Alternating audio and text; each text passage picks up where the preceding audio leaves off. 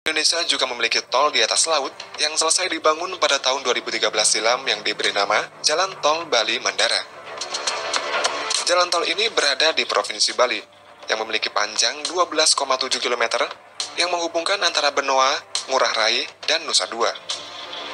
Dan menariknya lagi, jalan tol ini 100% merupakan karya anak bangsa dan merupakan salah satu jalan tol di atas laut yang terpanjang di dunia. Berikut ini adalah proses singkat pembangunan jalan tol di atas laut di Indonesia. Pembangunan jalan tol Bali Mandara ini menghabiskan total biaya sebesar 2,5 triliun rupiah, di mana 30%-nya ini adalah modal equity atau modal sendiri. Sedangkan 70%-nya sebesar 1,7 triliun rupiah adalah pinjaman dari 6 bank. Jalan tol Bali Mandara ini dibangun untuk mengurangi kepadatan lalu lintas yang selama ini terpusat di Bali Selatan. Jalan ini sendiri menghubungkan segitiga emas antara Bandara Internasional Ngurah Rai, Pelabuhan Benoa di Kota Denpasar, dan Nusa Dua. Jalan tol Bali Mandara ini berfungsi sebagai pelengkap akses jaringan di Pulau Bali, sehingga mempermudah akses ke pelabuhan maupun kawasan wisata lainnya. Jalan tol ini mulai dibangun sejak bulan Maret tahun 2012 dan diselesaikan pada bulan Oktober 2013 yang merupakan tol di atas laut pertama yang dibangun di Indonesia. Untuk nama Bali Mandara ini diberikan oleh Presiden SBY yang kepanjangannya adalah Maju, Aman, Damai, dan Sejahtera. Tol Bali Mandara dengan panjang 12,7 km ini juga merupakan jalan tol atas laut terpanjang yang kelima di dunia.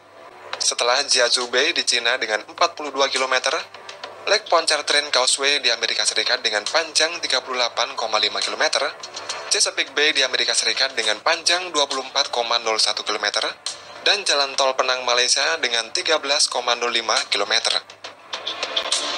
Uniknya lagi, pada Jalan Tol Bali Mandara ini sendiri menjadi satu-satunya jalan tol di Indonesia yang memiliki jalur sepeda motor. Pada jalan tol ini juga dipasang alat pengukur kecepatan angin di setiap gerbang tol agar para pengendara lancar dan aman dalam berkendara saat melewati jalan tol ini. Jika kecepatan angin mencapai 40 km per jam atau lebih, maka jalan tol Bali Mandara ini akan ditutup sementara, guna menghindari resiko kecelakaan. Selain itu, jalan tol Bali Mandara ini juga dilengkapi dengan CCTV 24 jam yang berfungsi untuk memantau pergerakan kendaraan jika sewaktu-waktu ada kendaraan yang mogok, serta dilengkapi juga dengan layanan derek gratis. Pada tol Bali Mandara ini juga memiliki fitur SHMS atau Structural Health Monitoring System yang berfungsi untuk mengukur landutan vertikal dan kemiringan pier struktur jembatan menggunakan sensor tiltmeter yang berjumlah 22 buah. Proyek pembangunan jalan tol Bali di atas laut ini awalnya tidak dibangun di atas laut, namun dibangun melayang di darat. Kemudian dikarenakan adanya budaya di Bali yang tidak mengizinkan ada sebuah bangunan memiliki ketinggian melebihi pura, yakni maksimal 15 meter. Sehingga pada akhirnya proyek ini dibangun membentang di atas laut. Proyek tol Bali Mandara ini dibagi atas 4 paket pengerjaan. Pada awal desain tol, kontraktor memiliki kendala lahan yang akan digunakan untuk membangun bundaran karena bersinggungan dengan adanya pura yang tidak mungkin untuk direlokasi.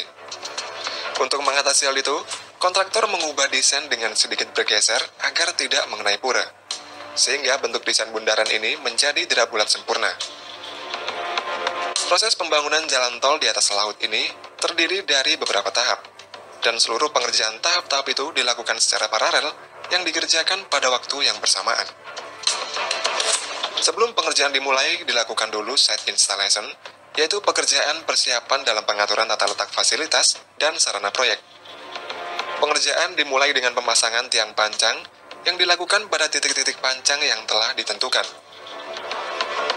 Masing-masing tiang pancang ini memiliki panjang 12 meter, yang ditanam di dasar laut dengan kedalaman mulai dari 2 sampai 4 meter. Lalu pada sambungan tiang pancang ini dilakukan pengelasan agar rata dan terintegrasi sempurna, serta diberikan perlindungan yang terdiri dari 3 lapisan, yaitu Petropaste, Petrotape, dan HDPE, agar tahan terhadap korosi. Tiang pancang yang sudah tertanam sempurna, kemudian dipotong sesuai dengan elevasi yang ditentukan, yang jumlah totalnya ini sebanyak 14.000 tiang pancang. Dan seluruh material tiang panjang ini didatangkan dari Pulau Jawa yang didistribusikan melalui jalur darat. Kemudian dilakukan juga Pile Driving Analyzer atau PDA yang bertujuan untuk mengetahui daya dukung tiang terhadap beban dinamis aksial. Antar tiang panjang ini kemudian dihubungkan dengan pile cap yang berfungsi sebagai dudukan slab atau lantai jalan yang dipasangkan di atas tiang panjang. Selain menggunakan material beton yang digunakan seperti pada umumnya, ditambahkan juga campuran fly ash atau abu batu bara agar struktur betonnya ini menjadi lebih rapat. Dengan struktur beton yang lebih rapat, air laut tidak bisa meresap ke dalam lapisan beton, sehingga menghindarkan potensi korosi atau kerusakan akibat karat pada struktur baja di dalam beton.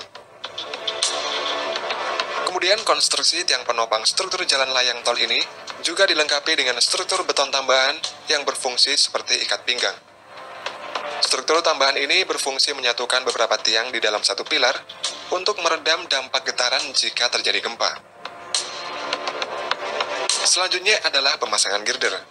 Girder yang memiliki panjang 30 meter dan berat 100 ton ini diangkat dengan dua buah kren yang masing-masingnya berkapasitas angkat sebesar 150 ton. Setelah itu, pada proses pemasangan slab dilakukan dengan kren dan launcher gantry.